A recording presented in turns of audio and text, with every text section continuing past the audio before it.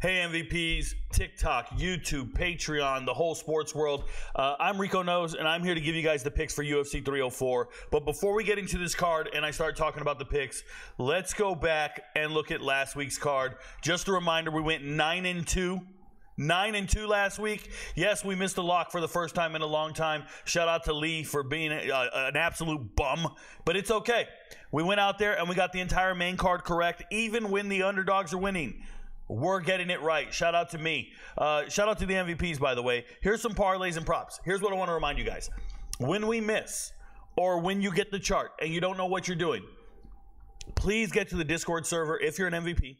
If you're a member on Patreon or YouTube, get to the Discord server. You'll see the stage. We have a stage where up to 300 people can show up every single Saturday night. Come hang out with us. We give you live bets. We give you live props. We tell you what to do. Right before the main event last night or last week, I told everybody, oh, Verna's going to get a submission. This is not going the distance. Don't be taking these over rounds. Don't do any of this stuff. I like Verna for a submission. I also said the same thing about Steve. I said he's going to catch his chin. Steve Garcia can knock this man out. It's going to happen. So we got the two last props correct and locks correct, money line. You see it over here. Props and money lines or props and parlays are going ham because I'm looking at Miranda Maverick and I say buy points. That means buy points. It's going the distance and we take her money line. However you want to bet that is your business. You MVPs are some are better than others. So that being said, we've been knocking it out the park for the entire season. Yes, we're 181 and 110, but more importantly, locks are at 83%, leans are at 58%, and value bets. That's anytime we take an underdog, we're sitting at about 43%. If you put one unit on every single value bet, you're probably still in the positive because everything's got plus money. Everything's got juice. That means we've hit on plus 400s. We've hit on plus 300s multiple times this season. This is all 2024. Everything's there. Everything's transparent. Every single one of these fights has a video made on Patreon. Go to Patreon. Watch the videos. They're all there. On YouTube, become a member. You can see all the videos. So we're going to talk about this card, UFC 304. First thing I want to tell you guys is I typically don't make videos until Thursday. And the reason for this is I want to give the sports book a chance to catch up, to be a little more accurate. And if there's people who are missing weight, fights get canceled, I don't want to be talking about them all the damn time. Now, when I looked at this just a couple of minutes ago, earlier this morning, the Bannon Alice Ardelean fight was not on there. And now it is. So now we can adjust the odds and go talk about it. There's another fight that wasn't on here. Obviously, they moved Makayev and Cape to the prelims. They knocked it off of the main card. That's their business. And now we have Loughran and Jake Hadley on the card. Okay, congratulations. They're here now. So now we see the full prelim card. Reminder, I will be picking every single fight, but not every single fight you should be betting on. There are 14 fights, so I have 14 videos to make. Please watch all the videos. Learn as much as you can about these fighters. This is what I do for a living. I know it looks like I'm sitting in my kitchen. I'm not. We're selling the house. I took the banners down. I moved the studio in the office. We're right here. That's fine. The content and the information never changes, guys. We get it right 100 times. We get it right over and over and over. Shout out to all the MVPs. Over 3,500 members on Patreon and over 500 members on YouTube. Shout out to them. Thanks for being part of the family. Now, let's go ahead and talk about it. We have a fight. And we're going to start with Shauna Bannon. Shauna Bannon, she's in this fight because UFC 304 it's taking place in England. They want all those fighters from that region to take part. They're going to have all the best guys from England. And when you talk about up-and-coming fighters, Shauna Bannon is one of those you can put on the prelims and everybody gets excited for it. She'll get a standing ovation. The crowd will go crazy. And her opposition will get booed. Okay, cool. Same thing happened in her last fight. If you don't remember, her UFC debut against Bruna Brazil. Bruna Brazil is just the new age fighter, if you will. The stronger, more physically dominant fighter. And in women's MMA, you just take the stronger, more physically dominant fighter. That's what you do probably 9 times out of 10. The more skilled fighter, that's cool and everything, but they can't get all their skills off because the other person will just outmuscle them. That's what happens in women's MMA. It's the reality of the situation. But you have this young girl in Shauna Bannon who comes from a very athletic family. Her sister was an Olympian. She's a 3-time national champ. Like, they've been training in martial arts, whether it be kickboxing or some form of martial arts, their whole lives. So this is what she does. And she's out here scrapping, and she's on her way up. But don't think of her as young, because she's not all that young. She's 30, and she's trying to be a sex symbol, kinda. I saw some of her pictures on Instagram. She's in her underwear, posing, her body and whatnot. Nah, she ain't pretty to me, bro. She could be pretty to you. I just don't like all the collagen in her lips. I don't like fake anything, so shout out to her. It is what it is. But who's she fighting? She's fighting Alice Ardelean, and they don't have a picture of Alice. So I had to go get one for you guys. Not just the graphic below, but if you don't know Alice, she once said she has the roundest bum in the UFC. You can see her here. She has an OnlyFans page, 2 million followers on all social media. She is all about that ass, okay? She's out there to show it. She wants you to know about it. And if you do a Google search, I had to do research. Twist my arm. You can see her here. The jiggle factor will be on this fight. Please watch it. It's the early prelim, the first fight of the night. All eyes on it. But you can watch this fight. I wouldn't bet it. I personally wouldn't bet it. This is a woman who was thrown out of her gym because all the other wives thought she was too flirty and had too much going on. Too much, she's got all that bass and no treble. So let's talk about her fighting acumen, though. If you go look at her fight history and record, she's 9-5.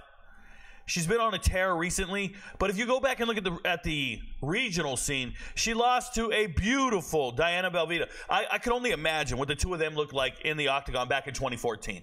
I mean, fans had it on the regional scene. Come on, man. They probably fought in bikinis, and there might have been some mud. I don't know, but she lost, okay? Then she comes out. She beats this Kristen, and Kristen's important because she knocks her out. Kristen has never won a fight, and all she's ever fought is Belvita and Ardelean here. So it's weird. If you ever go look at Kristen's record, all she ever experienced was 2 losses to beautiful women. Man, she couldn't beat a beautiful girl if she needed to. And she got knocked out 3 times. But it's just 3 friends fighting, bro. It's just 3 friends rotating on each other. They're just doing their piece every Friday and Saturday night. And then you can see this loss here, her last loss on the regional scene. She got submitted in a rear naked choke by the champ, one of the greats of all time, Weili. And it's pretty impressive that she made it to the second round with a champ like that. But then she lost. She won her next fight, and then she took a break.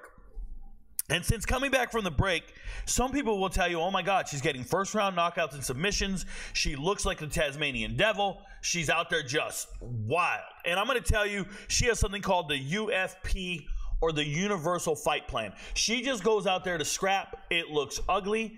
It's dangerous. It's chaotic. I would never bet on it. In a million years, I would never bet on Alice Ardelean. I do not believe, she can go through you. She can run right through you if you aren't a trained fighter. I believe that. She's the type to pull hair, rip a shirt, break a nail, and trip you, whatever. But I just can't go there. So for this particular fight, I'm going to take Shauna Bannon for a couple of reasons. Number one, she's got a little bounce to her step when she fights. She does look like she knows how to strike. Her kicks are on point. She's out there moving. Nothing is very knockout-ish, though. Nothing is, I don't believe any of these knockouts. Whoever she knocked out, I don't know who they are, but they're not real. Okay, they're not real. And I want to say this. When you fight an Invicta and you fight a girl like Mina, right? I go to watch this fight. Mina's won 6 fights. Mina's actually pretty decent. Knocked out 3 people, 2 subs, 6 wins. Now she has 4 losses in a row. But this is an accomplished fighter. In comparison, Alice Ardelean, while they try to tell you she's on this winning streak, every single one of these fighters that she fought right here, all 5 of these, have never won a fight in their life. As a matter of fact, the only person she's ever beat that has ever won a fight, of all her wins, nobody's ever won a fight except for this Daniela. Daniela Quarterman has won 1 fight in her life. She won 1. And that was back in 2012. So, and she's a German lady. I don't know her, bro. We're almost the same age. I don't know her like that. I'm just telling you, for me, Alice has never fought anybody. Her claim to fame is that she was a fish against some great fighters on the regional scene. I think she's just as bad as any of these other fighters. Yes, she's fought a bunch of scrubs and ran through them. I'm sure some people are putting money on that. I wouldn't put any money on this fight, just to be clear. Make sure you show up early because the ass is on display, okay? There's going to be some jiggle there. Oh, by the way, Bannon isn't too bad, man. She's got some jiggle to her, too, so it's worth watching. But if I'm looking at this fight for what it is and I got to pick a winner, I'm going to tell you I'm picking Bannon. Now, I'm going to pick Shauna Bannon, but it's not a lock. You see it in black. It's a lean. And the reason it's a lean is Shauna Bannon does some things fundamentally wrong when it comes to striking. When her opponent engages her, like Bruno Brazil went to go strike with her, she never once circled. And when you're trying to have head movement, moving offline, and when you go into striking, you want to get your head, your body out of the pipe. And I call the pipe that centerpiece. When you put your two arms together in front of you, at the tip of your fingers is the pipe, okay?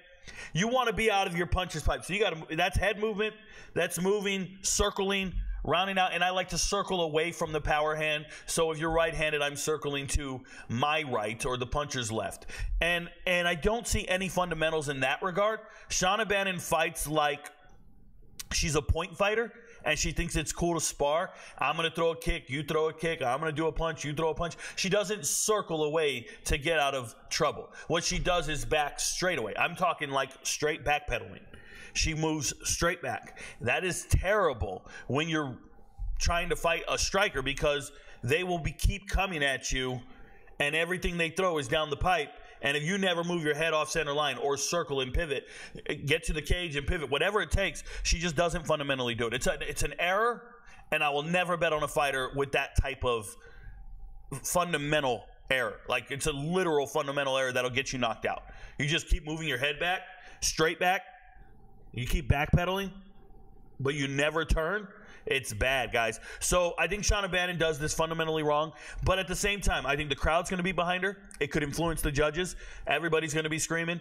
And it'll be fun to watch, but you shouldn't be betting on this fight. Give me Shauna Bannon to win the fight. Got it. She looks like, you know, she's a better fighter, a more professional fighter. Ardelean, if she wins this fight, this will be the greatest win of her life because she's beat nobody. Her greatest claim to fame is losses. And obviously, I think that she's been focused on OnlyFans for the last 2-3 years now. When you take a break from fighting, it's because you don't need fighting. When you take a break from fighting, you're not eating. You're not fighting to eat. And I don't like fighters who aren't fighting to eat. Like, if you're fighting because it's your job, your profession, and you're fighting to eat, that's cool. This girl doesn't need to win to eat. She doesn't need this win, and she doesn't need to keep going to eat. She's not in a family full of fighters. Like, oh, I think her dad was a good fighter. Disregard. I think her dad was a good fighter, but I hope her dad isn't proud of her just showing her bits and pieces on OnlyFans for some clicks. By the way, I checked her OnlyFans. I was told to do research. You can get all her pics and everything else you want to see of hers on Twitter for free. I'm pretty sure. Go get it for free, bro. Your friends don't know, but Rico knows. I'll be breaking down every single fight for the card. Please, go watch them. Go.